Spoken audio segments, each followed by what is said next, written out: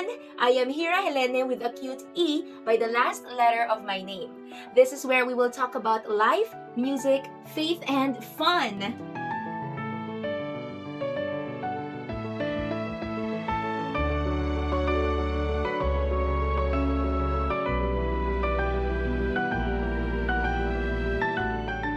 Grabe, ang tagal na since yung last upload ko na nasa harap ng camera, talking. And ang tanong, bakit nga ba ngayon lang ulit? The reason why is that this is a 1,000 subscribers celebration video. And because of that, bukod sa video ng pagkanta ko, pagsusulat ng kanta, or mga isinulat kong kanta, I want a different video to celebrate it. And that is through a get to know me content.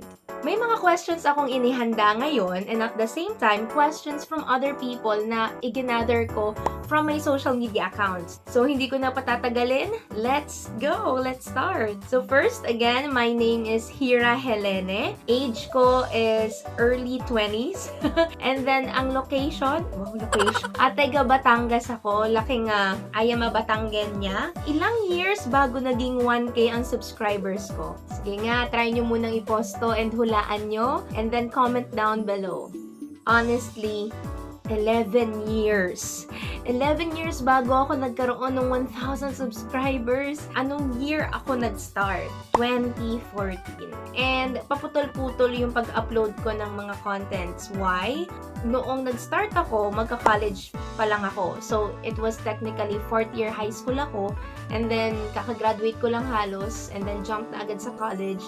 Alam naman natin na napaka-busy talaga ng college life. Hindi ako naging full-time content creator, but instead, naging estudyante ako. Kung pwede nga lang magbayad noon, diba? Na may mag-e-edit, na may mag-handle ng account ko. Pwede na sana kasi I'm still a student. I cannot pay someone yet. But yeah, dahil nga doon, natigil siya. But anyways, I'm happy that I'm back. And then recently, mga worship songs yung mga ina-upload ko. So someone advised me to do it and I'm thankful for her life. And then, aside from worship songs, I also shared my compositions. So, kung hindi nyo pa napapanood or napapakinggan, go scroll to my video section or videos section and makikita nyo doon yung kasama mo, bawat hikbi, and also yung mga online engagements ko, online interviews, naka-upload. As you can see, minsan napapatingin ako dito. It is because may laptop ako dito to read all the questions na iginather ko from my social media account. Okay, so ilan na lang, few questions na lang. We will move on to the questions of others. Work ko I am working from home. I'm a virtual assistant. My habits, I actually dance. Ilan lang yung nakakaalam. Ang mas nakakaalam is yung mga kaklase ko when I was in high school. And then, watching movies, reading books. Hindi halata, but I read books. Lalo na nung bata pa ako, yung mga investigation books yan. Pero nung the Lord changed my life, I accepted Christ. Yung mga matured books and inspirational Christian living books yan. And practical ones. Siyempre, hindi mawawala. Ang kumain. Kumain at matulog. But also another habit of mine is writing. So writing, not only essays, I was able to finish a manuscript and I'm praying for it na ma-publish. It's a book length and at the same time, I write songs. Dumadating sa point na middle of the night or magmamadaling araw na, gising pa yung utak ko. Ano pa pinagkakabalahan ko? I'm starting, as of recording this video, magsa-start na akong mag-record on my own. Buuin yung mga sinulat kong kanta on my own. I-build up yon. It's not cheap paggawa ng kanta. So, I'm trying to learn ng sarili through God's wisdom talaga because it's challenging. Nung bata pa ako, ang alam ko lang kasi talaga kumanta. Basta, ang mai-contribute ko kumanta lang, but playing instruments, well, ngayon nakakapag-play na ako, praise God. Some of those are yung gitara, piano, konting drums. I am currently one of the youth leaders in our church and one of the vocal and worship trainers in our church as well. Another na pinagkakaabalahan ko, kapag may time, hang out with my close friends. And now, let's stop those questions first, and we will now move on to the questions from others from social media na ginather ko. At my laptop, the first question would be from Jenny Rose Valdez. Ayan, shout out Jenny Rose. Isa sa mga churchmates ko and sa ibang branch siya. Sabi dito, Ate, can I ask, what is your favorite color and food? Okay, madali lang to. Hindi na natin pahabain. Favorite colors actually, yellow and blue. Yan. Pero kung pipiliin ako sa dalawa, basta may shade yung blue na royal blue. Ayan, yan yung number 1, royal blue, then yellow. And then food, unang pumapasok sa isip ko is siomai. Specifically Japanese. And then milk tea, lomi. Next would be from Alisa. Churchmate sa malayong lugar. I mean, sa north, ako sa south Batangas So, ang question niya is, medyo malalim to. Kanina mababaw Ano po yung most na struggle na napagdaanan mo po at paano mo po, ang dami po, joke lang Alisa. Ano po yung most na struggle na napagdaanan mo at paano niyo po ito na-overcome? Actually, if I were 19 years old, 18, yan. Siguro may masasagot agad ako. But being in the mid-20s na, actually madami. Iba't iba kasi yung volume, iba't iba yung nature ng hirap ng bawat pinagdadaanan. So, I'll be honest and transparent about this, but not too much din when it comes to family. Separation ng parents ko, it was not easy being the eldest, bilang panganay, na kailangan makover ko din yung mga kapatid ko pababa, yung sumunod sa akin and yung youngest, na kung may mga nalalaman ako na nangyayari between my parents, taga-salo, and at the same time, yung when it comes to forgiveness, I mean, yung masaktan ka ng ibang tao, ang daling magpatawad pag yung hindi ka masyadong close. But when it comes to nakakasama mo sa bahay, yun biglang mawawala yung presence, mahirap. Struggle talaga siya, yun nga na nag-separate, na umalis yung one of my parents. Hindi na lang ako mag-mention kung nanay or tatay ko because I don't want to badmouth them in my video. Actually, we are in good terms ngayon, and praise God for that, for their reconciliation. Paano ko na-overcome bilang panganay, bilang younger pa nung time na yun na may mga complications sa bahay or sa family? Na-overcome ko siya. Unang-una talaga lumalapit ako sa Lord. Tumatakbo ako. Shucks, naiyak ako. Tumatakbo ako sa Kanya agad. Malapit muna ako kay Lord. Umiiyak ako. Sinusumbong ko, Lord. And then, at the same time, hinahumble ko rin yung sarili ko na ano ba yung dapat kong gawin. Ako man ang may kasalanan o hindi. Not by my own, but with God's presence talaga. And whenever iiyak ko sa Kanya yung mga nangyayari, talagang He gives me peace afterwards, or may mapapakinggan akong song sa YouTube na it's like God is singing over me, that is biblical. Kinakantahan din talaga tayo ni Lord. Kapag nalulungkot tayo, yung biglang may papasok na music sa isip natin na He's singing over us. Tinry kong i-work out with the Lord talaga how to communicate well, how to articulate my words well, and at the same time, yung how to handle and deal with them na alam natin mas matatanda. Humbling din. Having a humble heart, a teachable heart, kahit mahirap sa umpisa. That's how we overcome. And ano talaga siya, wino-work out talaga. Takbo lang agad kay Lord kasi walang ibang makakatulong. Okay.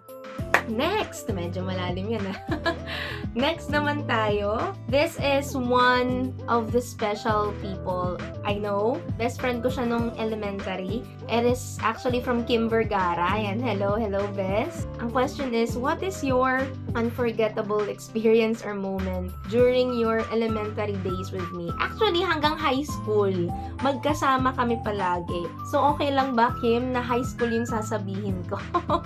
Kasi yung elementary, medyo traumatizing din yung mga nangyari sa akin ng elementary dahil sa yung mga bullying and stuff. Kapag may mga field trip, kapag may mga ganap sa schooling, lagi tayong magkakasama. May isa pa tayong kasama. Kapag uwian na, may tinatawag na road trip or joyride. Yan. I mean, hindi yung joyride ngayon na motor Nung high school kami, that was 2011 to 2014, talagang ihahatid muna namin si Kim. Inuuna namin yung malayos. Nagkakakwentuhan kami inside ng tricycle or minsan, nasa likod kami, nakaupo kami sa likod ng tricycle. Yun yung mga, siguro walang most unforgettable but ang dami kasing unforgettable. So, and then last question before I move on to the next thing that I will share. This question is coming from a special person. Oh! Ayan. So, ang tanong ni Mark Joseph Custodio, anong gusto mo? Driver o shotgun? Sa mga hindi nakakaalam kung ano yung shotgun, ang shotgun is yung front seat, katabi ng driver. So, ako po kasi ay, another trivia about me, nagda-drive po ako. And ano ang gusto ko? Driver or shotgun? Actually, case-to-case basis. Pero, kapag hindi ako inaantok or nasa mood ako, mas gusto ko mag-drive. Nakakaalis siya ng stress. Yung pakiramdam na nagda-drive ako, ramdam ko yung maliliit na bump. Ewan ko, hindi ko alam, parang medyo ma-ASMR yung tunagan yung feels. I love driving. So, speaking of, ang nagtanong sa akin is special someone, I just want to share and ipakita sa inyo itong special flowers. Kung makikita nyo, it's not just an ordinary flower, but it is made out of satin. Ni-research ko talaga yon. So this is actually given by Grace Buena Obra. She actually has a business and it is called Floral Escrow.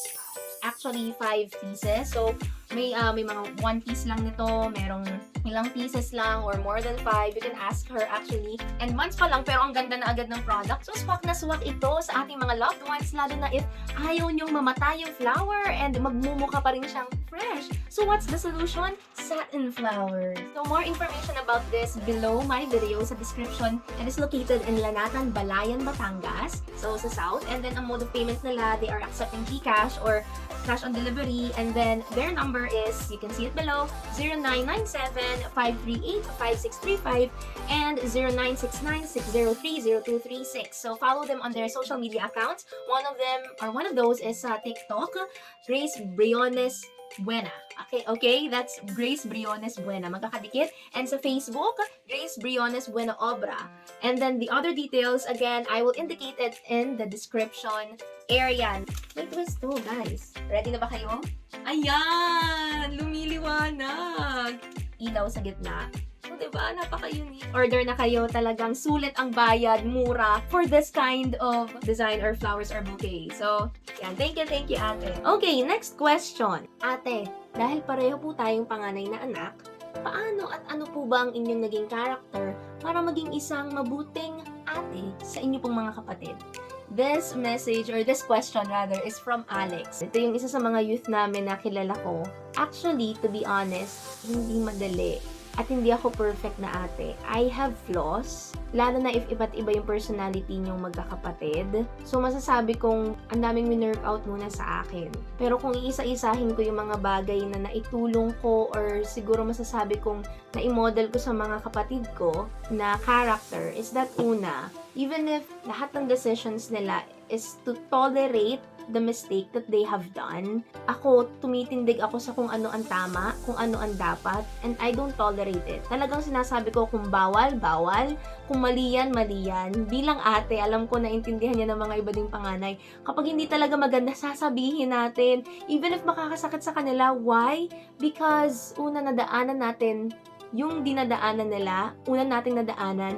Pangalawa, we just want the best for them. And may mga nakikita tayo na hindi nila nakikita. And dahil nga lagi natin silang kasama sa bahay, alam na natin kung saan yung kahihit natin nila. Another is that yung dependency ko kay Lord, yun yung masasabi kong part sa akin na naibaba ko or naging magandang influence sa kanila, encouraging them to go to church. It is because, saan pa ba dapat pumunta ang mga bata? Mahirap na sa lasingan pupunta, sa place na delikado. So, instead of going there, why not go to church and know more of God? I mean, nung una, akala ko, ang baduy-baduy, pero when I knew God and I got deeper in Him, sa relationship ko with Him, it's like heaven on earth. At another thing, bukod sa ano po ba ang inyong naging character para maging isang mabuting ate, based from the Bible, walang mabuti. Walang mabuti. Ang masasabi ko lang, babaeng winwork out ng Lord para magsilbing modelo sa kanyang mga kapatid. Lastly, last na po ito, from Ate Sara Galoso. So, officers po kami. May pwesto po kami doon sa church namin nationally. I'm currently reading a book. Nasa topic ako about vision at ngayon ay napapaisip ako. Ang question ko, ano ang God-given vision ni Lord sa iyo? Masasabi ko, na ibinigay sa akin ni Lord na alam ko sa ngayon kasi I've also read na may mga revelations na withhold or hindi mo na sinasabi ng Lord for us to not mess His plan. Not mess His plan up. So, for now, again, yung God-given vision, sorry, ang daming pag ganon. To help those yung mga nadapa, nasa low points, bumagsak, and build them up again. I mean, through the help of God, build them up. How? Through writing music, singing, writing a book. Actually, I'm praying for my book nga na natapos ko to be published. The image that God showed me before when I was 19 or 20 years old, malaking puno na matatag, puro green leaves. It was supported from the Bible talaga. May word doon about being green, yung connection ng color green, yung leaves, yung pagiging, yung season of harvest. So, may mga word na binigay sa akin si Lord. And marami pa actually, but may mga bagay na hindi mo na i-share. Tsaka ako na lang i-share kapag dapat nang i-share. So, yeah, those are all the questions and the video of Get to Know Me. Sana hindi kayo na-bore. Again, thank you so much for watching. Don't forget, syempre, to subscribe, share this video sa mga tao na tingin nyo kailangan malaman ko. I mean, not just to know about me, but the substance or yung mga sinabi ko would help them. Kung tingin nyo, it would help them. Leave a like and comment down below sa video na ito. And if you have any song request, kasi binabala kong cover na ulit ng songs. So, if you have any song requests, just comment it down below. Pumipili din ako ng song as long as alam ko and the message is appropriate. I'll be honest with that. And before I leave, I would like to share an encouraging quote or Bible verse that really helped me all throughout the last season that I had been in. So, it's from Habakkuk chapter 3 verses 17 to 19. Sabi dito, bagamat di namumunga ang puno ng igos at hindi rin namumunga ang mga ubas, kahit na maantala ang pamumunga ng olibo at walang anihin sa mga bukirin, kahit na mamatay lahat ang mga tupa at mawala ang mga baka sa kulungan, magagalak pa rin ako at magsasaya. Dahil si Yahweh ang Diyos na magliligtas sa akin. Ang Panginoong Yahweh ang sa akin nagpapalakas. Tulad ng usa, tiyak ang aking mga hakbang. Inaalalayan niya ako sa mga kabundukan. That verse really guarded and helped my heart sa mga pinagdaanan ko rin recently. And it's about being thankful, praising God na kahit mukhang walang nangyayari. At sabi nga, bagamat di namumunga yung ubas, yung puno ng igos, yan, walang anihin.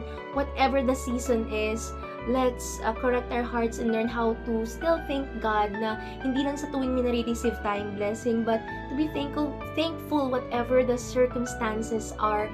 And kapag tama yung puso natin, whatever the season is, God knows how to bless us kapag season of harvest na, 'di ba? So tamang puso, a heart full of gratitude talaga. Thank you so much for watching. Again, don't forget to subscribe or share this sa mga kaibigan yung hindi pa nakasubscribe. God bless and see you in my next video. Bye! He has written my story. He has written my story. He has written my story.